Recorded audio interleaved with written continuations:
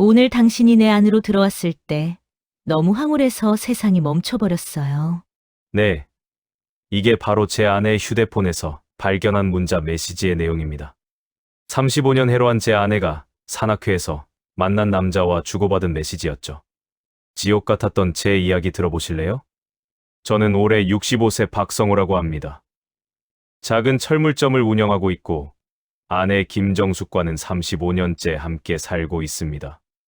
제가 은퇴하고 나서 하루 종일 집과 가게만 오가는 단조로운 일상이었죠. 아침에 일어나서 가게 나가고 저녁에 들어와서 밥 먹고 텔레비전 보다가 잠드는 그런 반복적인 하루하루였습니다. 그런데 정수기는 달랐습니다. 어느 날부터인가 화장을 진하게 하기 시작했어요. 산에 간다고 하면서 새 등산복을 사고 등산화도 비싼 걸로 새로 장만했습니다. 처음에는 좋은 취미를 가진 거라고 생각했어요. 나이 들어서도 건강 관리하고 새로운 사람들과 어울리는 게 나쁠 건 없잖아요. 오히려 제가 권했던 것 같아요. 그런데 뭔가 이상한 기운을 느끼기 시작한 건 정수기가 산에 다녀온 후부터였습니다. 늘 등산을 다녀오면 평소보다 기분이 좋아 보였어요. 어느 토요일 저녁 정수기가 산에서 돌아왔는데 목에 작은 자국이 있더라고요. 처음에는 벌레에 물린 줄 알았어요. 여보, 목에 뭐가 빨간 곳이 있는데 괜찮아? 그때 정수기가 깜짝 놀라면서 거울을 보더니 황급히 스카프로 가리려고 하더라고요. 아, 가지에 긁힌 것 같아. 괜찮아. 그렇게 대답하면서도 눈을 제대로 마주치지 못하더라고요. 그때부터 뭔가 이상하다는 생각이 들기 시작했습니다. 정수기의 변화는 점점 뚜렷해졌습니다. 산악회 모임이 있는 날이면 새벽부터 화장을 하고 평소에는 하지도 않던 네일아트까지 받고 나갔어요. 오늘은 어디 갔다 왔어? 아, 북한산 100군데 갔다 왔지. 날씨가 정말 좋더라. 그리고 무엇보다 제일 이상했던 건 정수기가 저와의 대화를 피한다는 거였어요. 밤에 잠자리에 누워서도 정수기는 다른 곳을 보고 있었어요. 가끔은 혼자 미소를 짓기도 했습니다. 뭔가 잘못되어 가고 있다는 불안감이 점점 커져갔지만 직접 묻기에는 확실한 증거도 없고 괜한 의심을 하는 건 아닌가 싶어서 계속 참고 있었습니다.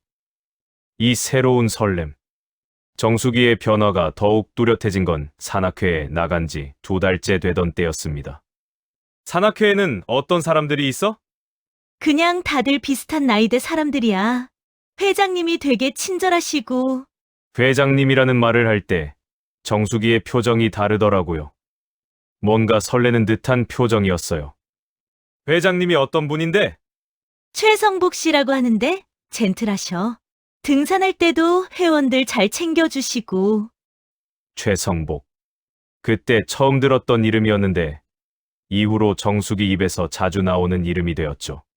산악회 모임이 있는 날 정수기를 배웅하며 창문으로 내다봤는데 마을 입구에서 큰 승합차가 기다리고 있더라고요. 정수기가 차에 타자 운전석에서 한 남자가 내려서 정수기의 배낭을 받아주더라고요. 키가 크고 단정한 옷차림의 남자였는데 정수기와 대화하면서 웃는 모습이 보였어요. 그 광경을 보는데 가슴이 답답했습니다.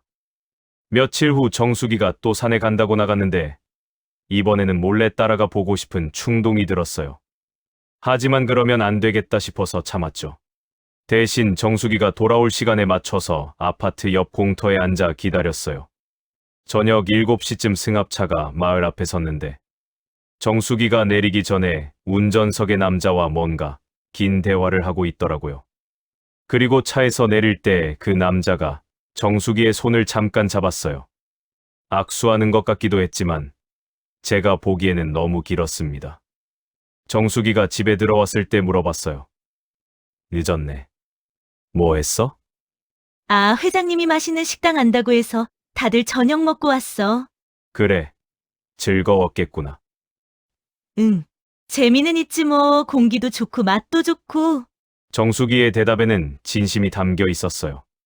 정말로 즐거웠다는 게 표정에서 다 보였거든요.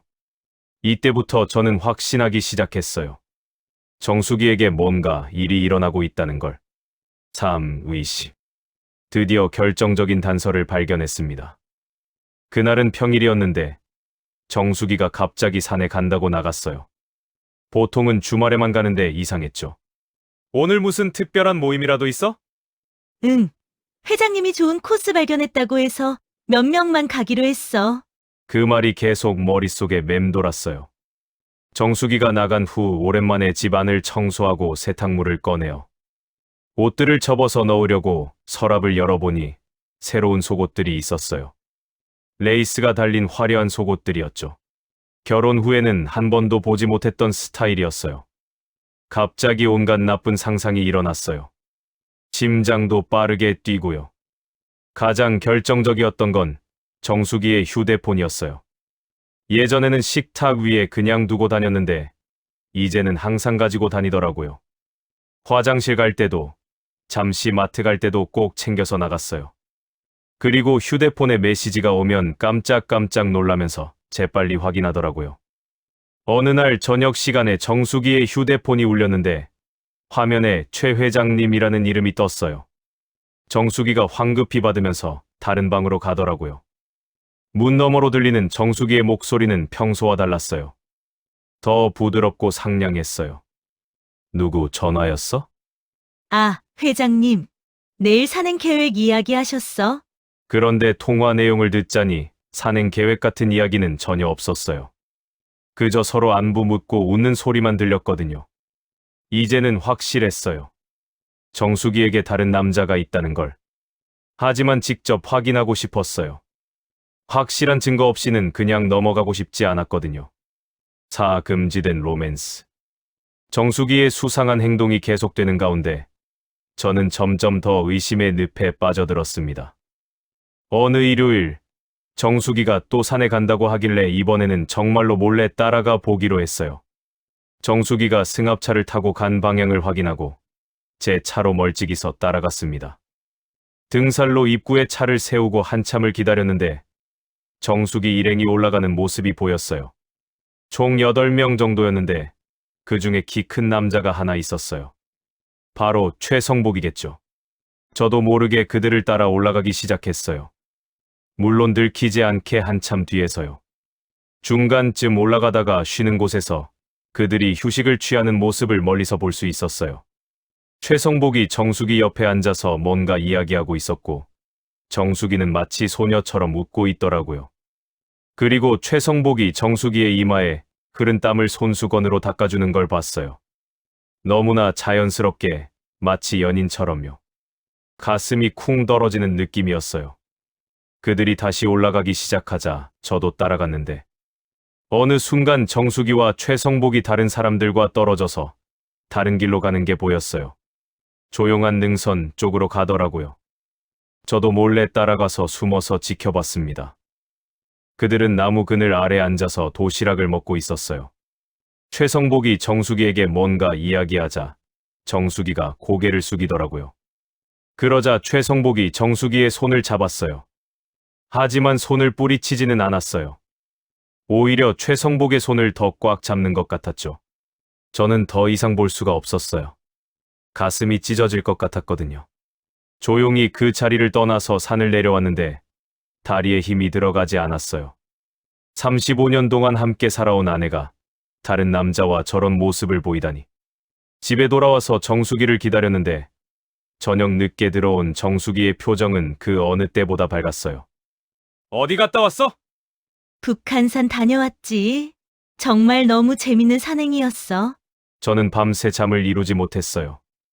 정수기와 최성복이 손을 잡고 있던 모습이 계속 머릿속에서 떠나지 않았거든요. 이제 어떻게 해야 할까요? 모른 척하고 계속 살아야 할까요? 아니면 직접 대면해야 할까요? 정말 괴로운 시간이었습니다. 다섯 발각된 진실. 드디어 결정적인 순간이 왔습니다. 어느 목요일 저녁, 정수기가 또 갑작스럽게 산에 간다고 나갔어요. 평일인데도 특별 모임이 있다면서요. 정수기가 나간 지 몇 시간 후, 집에 혼자 있는데 너무 답답했어요. 텔레비전을 켜도 집중이 안 되고, 책을 펼쳐도 글자가 들어오지 않았죠. 저녁 8시쯤 정수기가 돌아왔는데 너무 이상했어요.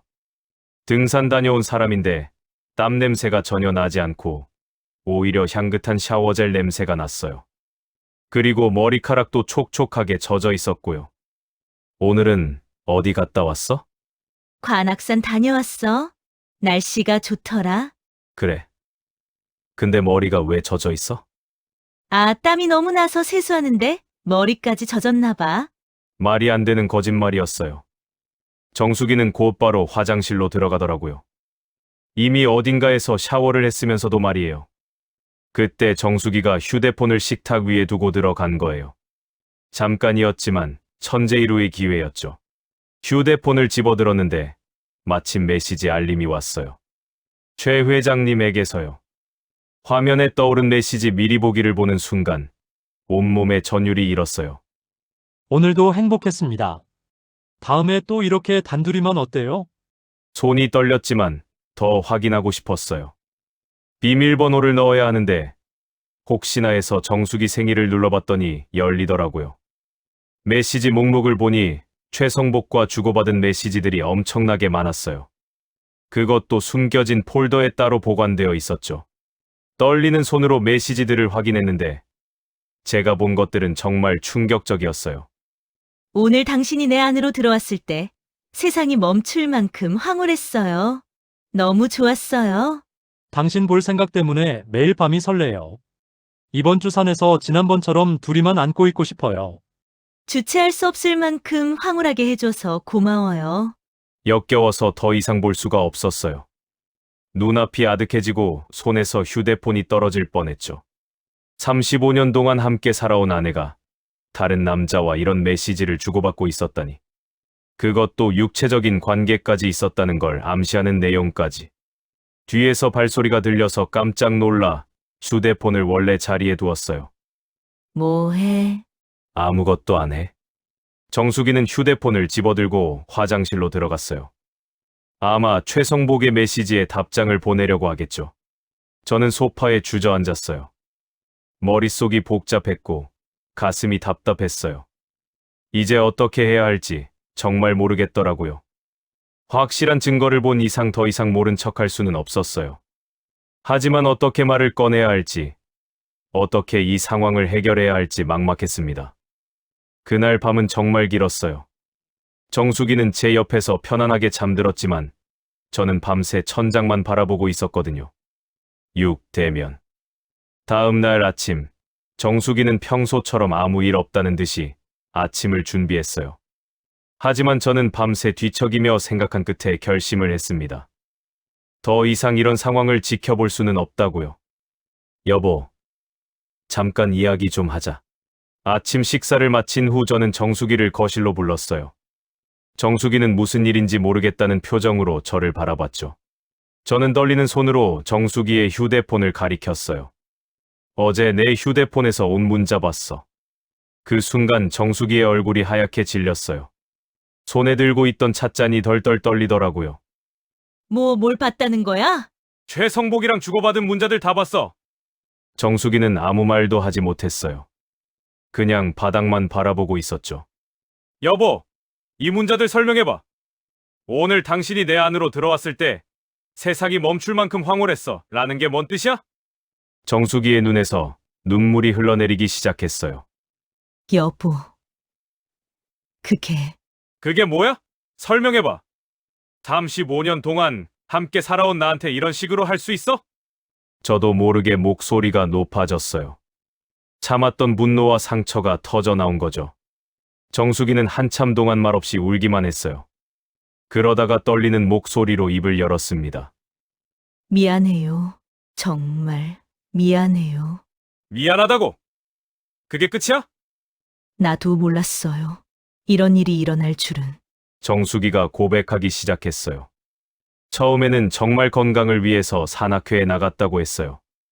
그런데 최성복이 너무 친절하게 대해주고 저와는 달리 자신을 여자로 봐주는 것 같아서 마음이 흔들렸다고요. 당신 옆에 있으면 여자로 보이지 않는 나 자신이 너무 두려웠어요. 그냥 집안일만 하는 아줌마 같았거든요. 정수기의 말을 들으니 제 마음도 복잡했어요. 그렇다고 해서 다른 남자와 그런 관계까지 가져도 돼? 정말 미안해.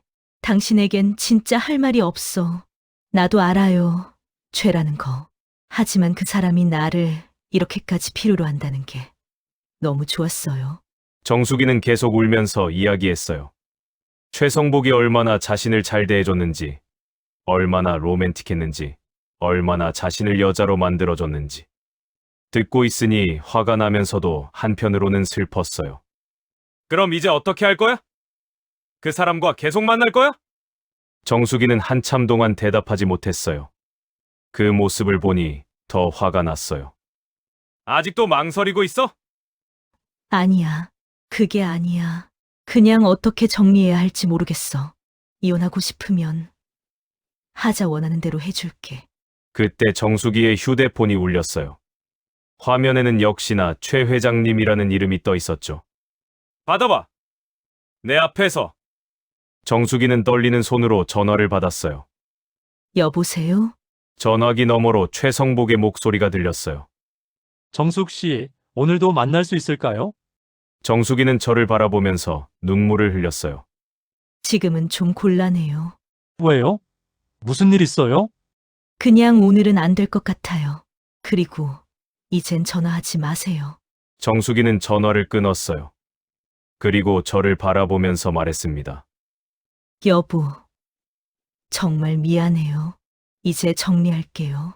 하지만 저는 그 말을 쉽게 믿을 수 없었어요. 한 번 배신당한 마음은 쉽게 회복되지 않거든요. 7일 폭로. 이혼을 생각하며 하루하루 지옥 같은 나날을 보내며 견디어내고 있었어요. 그런데 며칠 후 예상치 못한 일이 일어났습니다.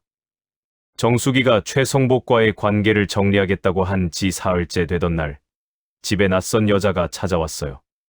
실례합니다. 혹시 정숙 씨 계세요? 문을 열어보니 60대 초반으로 보이는 여자분이 서 있더라고요.